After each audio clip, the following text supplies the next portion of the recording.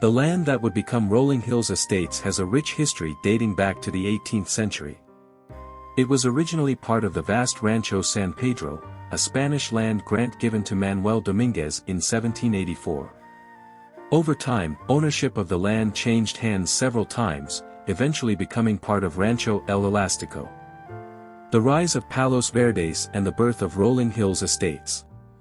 In the early 20th century, the Palos Verdes Peninsula experienced a surge in development, driven by visionaries like Frank Vanderlip. In 1922, Vanderlip sold a portion of his land to investors who established the city of Palos Verdes Estates.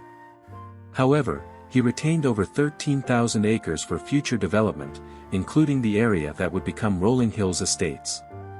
Incorporation and early development. On September 18, 1957, Rolling Hills Estates was officially incorporated as Los Angeles County's 60th municipality. The city's early development was characterized by a focus on preserving its rural atmosphere and equestrian lifestyle. This is reflected in the city's many horse paths and open spaces.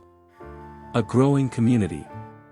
In the decades following its incorporation, Rolling Hills Estates continued to grow and evolve. New neighborhoods were added, and the city's infrastructure expanded to meet the needs of its growing population. Today, Rolling Hills Estates is a thriving community with a strong sense of identity and a commitment to preserving its unique character.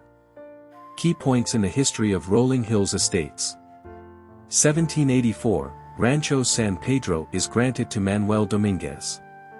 1922, Frank Vanderlip sells land for the city of Palos Verdes Estates but retains land for future development, including Rolling Hills Estates. 1957, Rolling Hills Estates is incorporated as a city. 1959 to 1982, the city annexes several new areas, expanding its boundaries. Present day, Rolling Hills Estates is a thriving community with a focus on preserving its rural character and equestrian lifestyle.